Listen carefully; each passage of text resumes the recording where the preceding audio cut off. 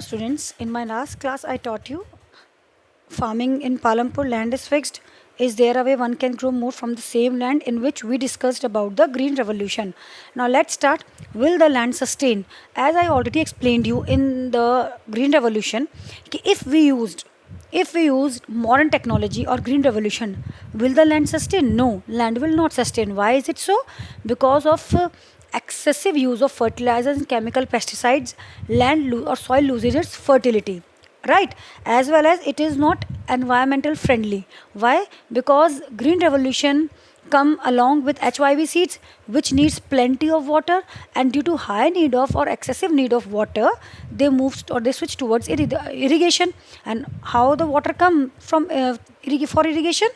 Through the groundwater only. And due to excessive use of irrigation or excessive artificial watering of the fields, groundwater level depletes or goes down. So we could say that all these technology are good, but they have some drawbacks as well, and they are not environmental friendly, right? Next topic: how is land distributed between the farmers of Palampur? It is a good topic which you need to read here. You must have realized how important land is for farming. Definitely, land is an important part for farming.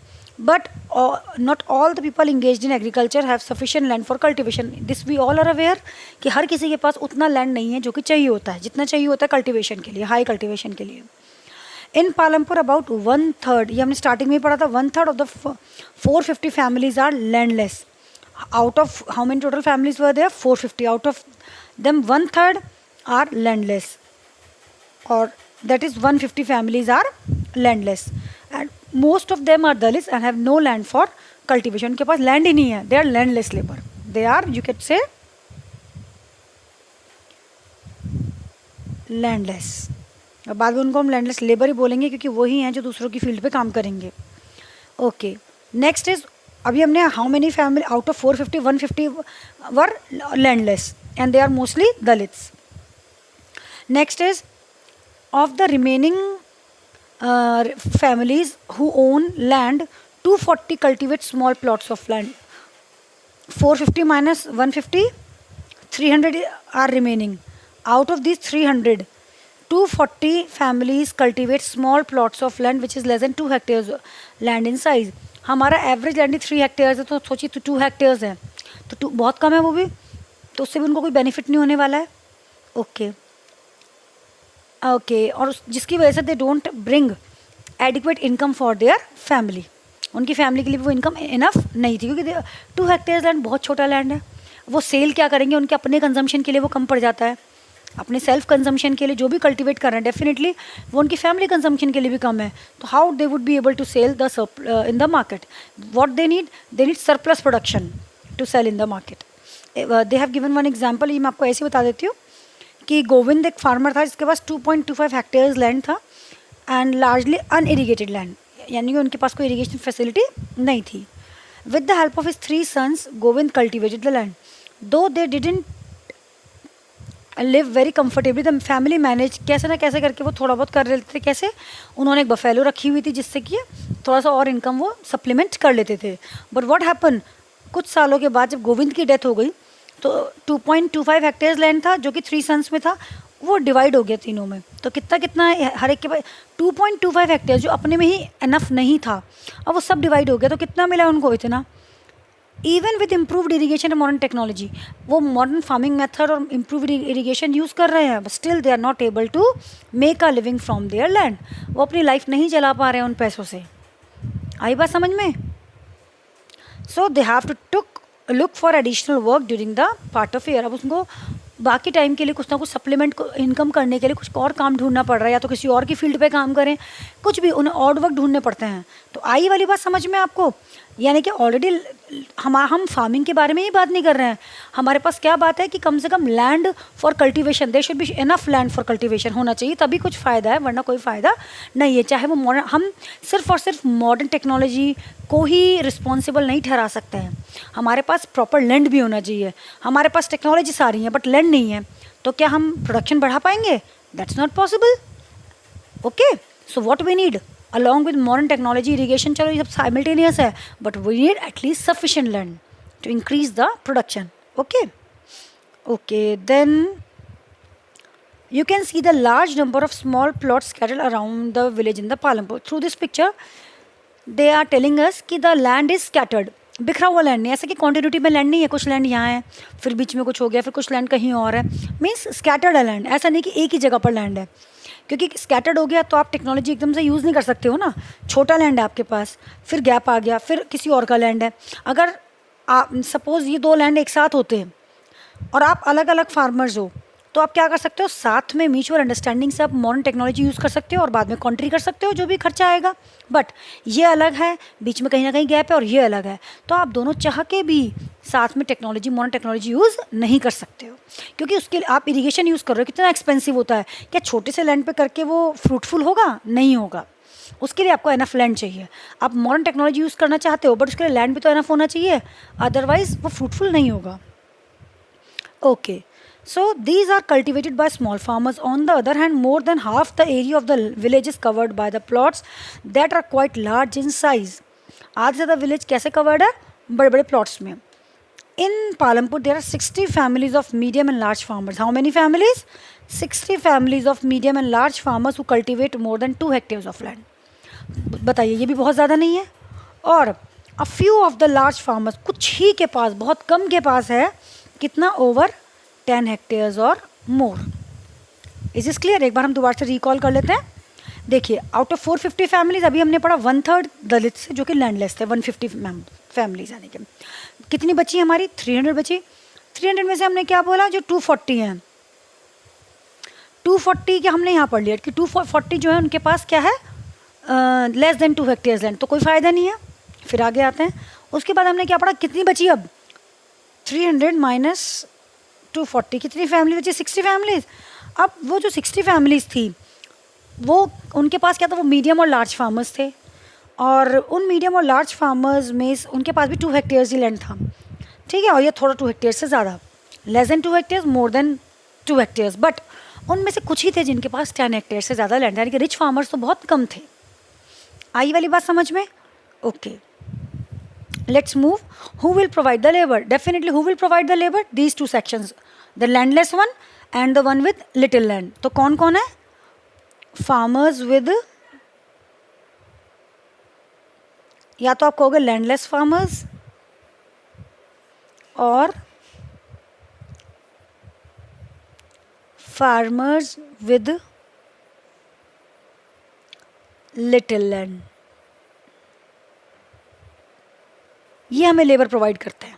बड़े बड़े farmers हैं, उनके पास ज़्यादा land है, काम ज़्यादा है, करने वाले कम है, तो वो क्या कर, कौन आता है वहाँ पर काम करने के लिए, इधर लैंडलेस फार्मर्स, क्योंकि उनके पास तो लैंड ही नहीं है, या ये जो अभी हमने पढ़ा 0.75 जिनका बहुत कम है, 2 लेस देन 2 हेक्टेयर्स है, जो कि उनको एनफ नहीं है, उन्हें अपने इनकम सप्लीमेंट करने के लिए कुछ और काम देखना पड़ता, तो they are the one who provide labour to the big farmers. Okay, और बिग फार्मर्स काम करने के लिए उनको एक तो वेजेस देते हैं, कई बार कैश में और कई बार काइंड में भी देते हैं. काइंड जैसे वेजिटेबल्स दे दी, दाल्स दे दी, मिल्क दे दिया, कुछ इस तरीके से. ओके, अब हम आते हैं इधर, the capital needed in farming. Definitely capital needed in farming, हर किसी को पैसा चाहिए काम करने के लिए, तो मोस्ट स्मॉल फार्मर, जो मोस्टली स्मॉल फार्मर्स हैं, हम स्मॉल फार्मर्स के बारे में बात करें, वो कहाँ से पैसा अरेंज करेंगे, क्योंकि उनको इतनी नॉलेज तो है नहीं, बैंक के पास वो जाना नहीं चाहते ड्यू टू डॉक्यूमेंटेशन, और पैसा चाहिए उनको, वो किससे पैसा लेते हैं नॉर्मली, वो लोग लेते हैं रिच फार्मर्स से, बिग और रिच फार्मर्स से, या फिर आपको किससे कह सकते हो, मनी लैंडर्स से, लैंडलॉर्ड से, उन लोगों से ये पैसा लेते हैं. ये लिए देखिए, ये रहा, दे बोरो फ्रॉम लार्ज फार्मर्स और द विलेज मनी लैंडर्स और द ट्रेडर्स. ट्रेडर्स पता है ना, जो इनको इनपुट्स देते हैं, जैसे कोई फार्मर है उसको सीड्स प्रोवाइड कर रहे हैं जिसने, या टेक्नोलॉजी प्रोवाइड करें, तो उन्हें ट्रेडर बोलते हैं, ब्रोकर होते हैं एक तरीके से. वो क्या करते हैं, वो फार्मर से कहते हैं कि तुम क्यों परेशान होंगे, कहाँ जाओगे मार्केट में सेल करने, परचेज़ करने, आप मुझे सेल कर दो, मैं अपने आप कहीं और सेल कर दूंगा. और ये कहीं ना कहीं एक्सप्लॉइट भी करते हैं इस ट्रेडर्स. इस तरीके से क्या करता है, फार्मर्स थोड़ा लालच में कि मेरा लोन जल्दी उतर जाएगा, इस लालच में वो ट्रेडर को बेच देते हैं, और ट्रेडर बहुत चीप रेट्स में फार्मर से परचेज करता है, और फिर फार्मर और आगे जाके महंगा बेच देता है। तो इस तरह से लॉस किसको हुआ? फार्मर्स को। ओके, तो normally they borrow from them that too at high rate of interest, बहुत हाई रेट ऑफ इंटरेस्ट पे वो उनको करते हैं। यहाँ एक सविता की एग्जाम्पल लिया है इन्होंने। Savita is a small farmer, she plans to cultivate wheat on 1 hectare. बताइए, सिर्फ 1 हेक्टेयर लैंड था, उसमें वीट ट्राई कल्टिवेट करने का सोचा। Besides seeds, fertiliser, pesticide, she also needs cash to buy water, repair her farm instrument. She estimate the working capital itself would cost ₹3 minimum, उसको यानी कि इतने पैसे चाहिए। अब उसने सोचा कि मैं तेजपाल सिंह, एक बड़ा फार्मर है, उससे मैं बोरो कर लेती हूँ 3000 रुपये, क्योंकि उसके पास नहीं है। Tejpal agrees to give Savita the loan at an interest rate of 24%। सोचिए, फॉर 4 months 24%, कितना हो गया? देखिए 3000 का 24%,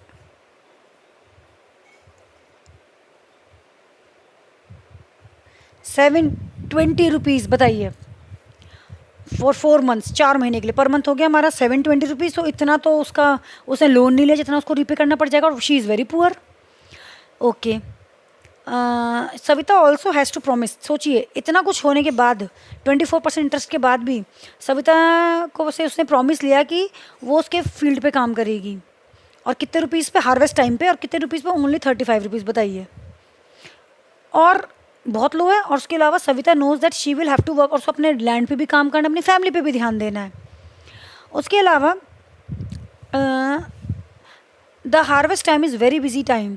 as a mother of 3 children, she has a lot of household responsibility. Savita agrees to this tough condition as she knows getting a loan is difficult for small farmer. क्योंकि bank से भी अगर loan लेना है तो उनको क्या चाहिए? Security, collateral. हम लोग लोन लेते हैं, फ्री में थोड़ा बैंक लोन दे देगा, उसके लिए हमें कोई कोलेट्रल, कोई सिक्योरिटी देनी पड़ती है ना। तो वो मैं आपको नेक्स्ट चैप्टर में पढ़ाऊंगी जब हम आगे पढ़ेंगे। Okay, now so is this clear? So it is very difficult for small farmers to arrange for the money. अब इसके कॉन्ट्रास्ट में हम आगे पढ़ते हैं।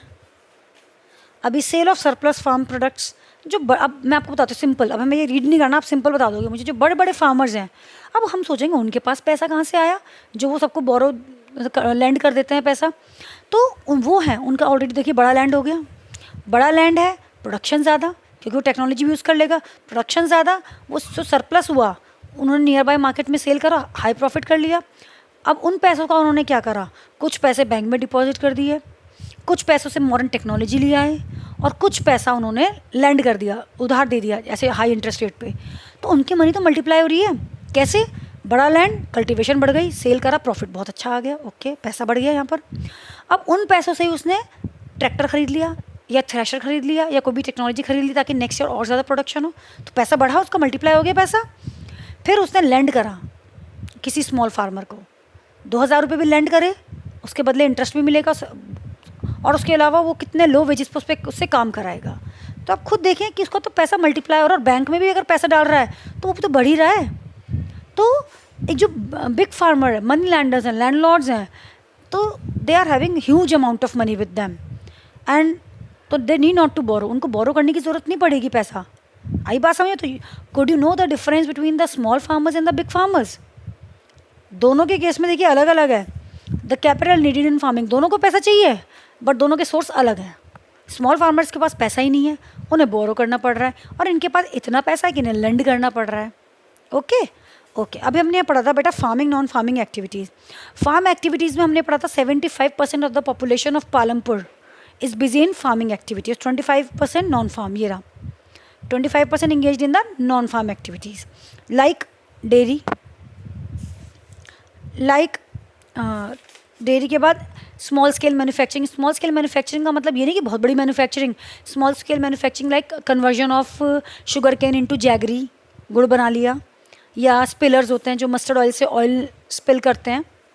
उसके अलावा द शॉपकीपर्स, छोटी मोटी शॉप्स होना। उसके अलावा transport like bullock cart, tongas and all, ये छोटी मोटी रिक्शा टाइप्स। ओके, तो these are the some non-farm activities of the village Palampur. Now your chapter is completed.